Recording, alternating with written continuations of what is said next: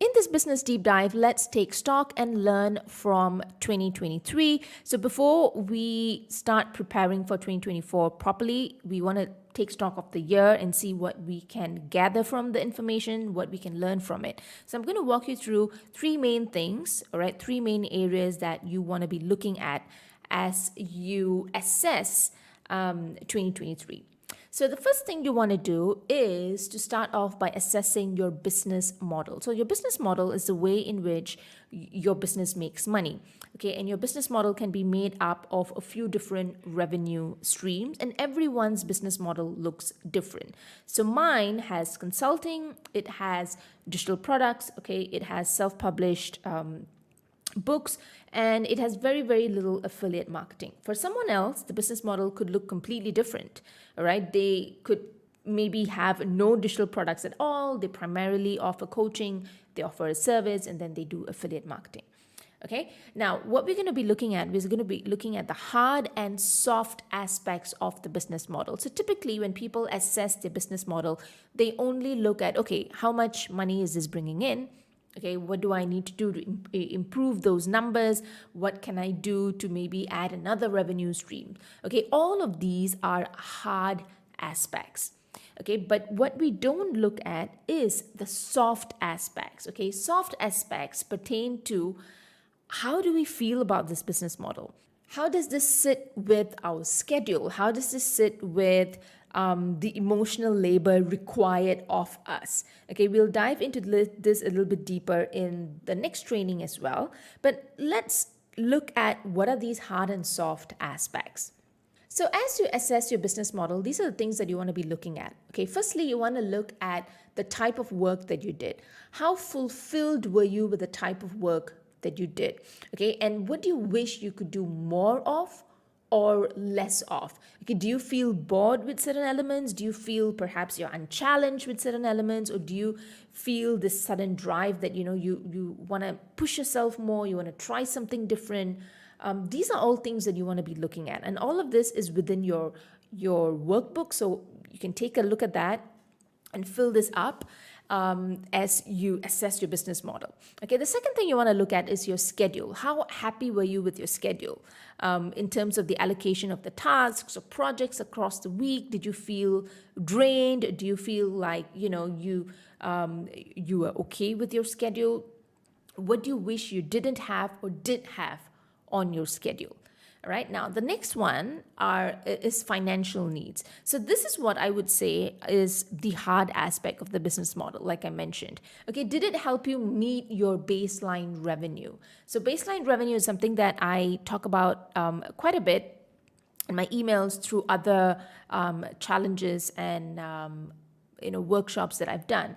So your baseline revenue is basically how much you need to make each month to not just pay yourself, but cover expenses as well. So it's nice to say, I want to make 6 and 7 figures, but you want to start off by meeting your baseline revenue and then move on from there. All right. Now, the first two, the type of work and the schedule, pertains to the softer aspects of your business model. So assess your business model not just on the amount of money it's bringing in, but also about fulfillment, also about schedule, also about how you feel about the type of work that you did. All right, this is one thing that I want you to be looking at.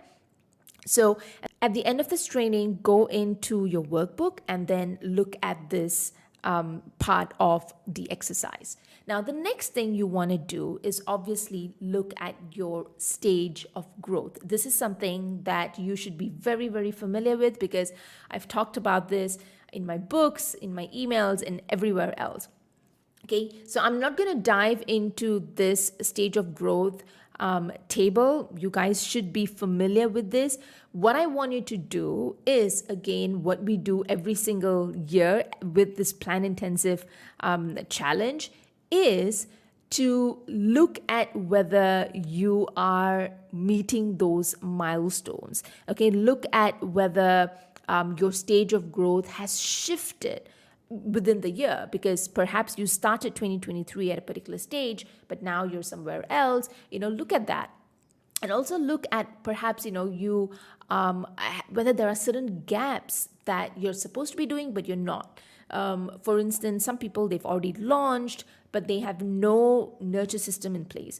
Or perhaps some people, they already have an offer, but they have no evergreen system in place, or they don't have a predictable process for doing their launches or doing any type of selling. So these are the gaps that you want to be looking at when it comes to your overall stage of growth. So look at this table. This is given within your workbook as well, and see where you are, and see if there are any mistakes particularly you're making with your revenue stream. For instance, some people just launched and they have less than 500 people in their audience, and they want to launch a subscription box or a membership, for instance. So these are little signs of trouble that you want to be looking out for as well.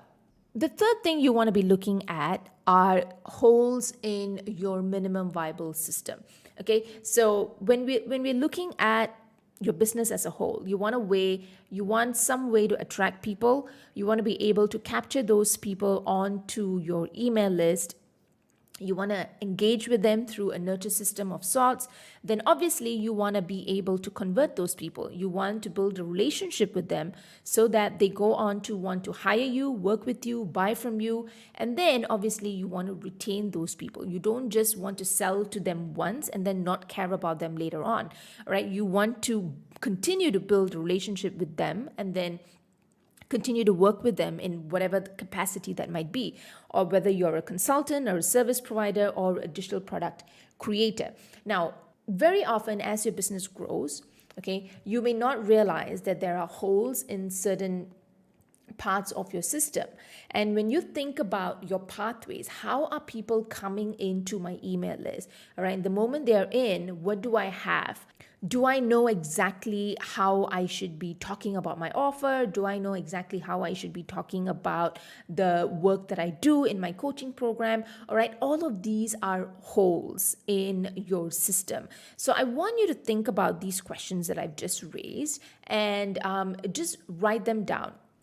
Okay, perhaps you feel you're not very confident in the way that you launch or sell your offer. Perhaps you feel that you don't have a predictable process of selling. Perhaps you're not very confident in the nurture system that you have. These are all holes that you want to be taking note of.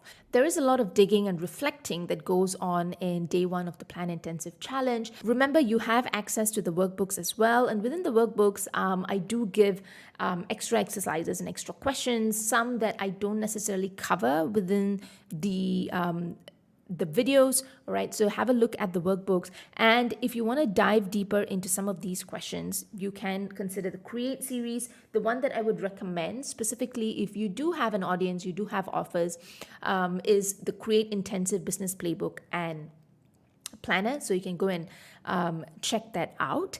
And I will see you in the next video, where we are specifically going to be talking about how to design the business that you want. So we're going to be taking in all of these, all of the input that we have, all of the information that we've gathered from today's challenge, right, from day one.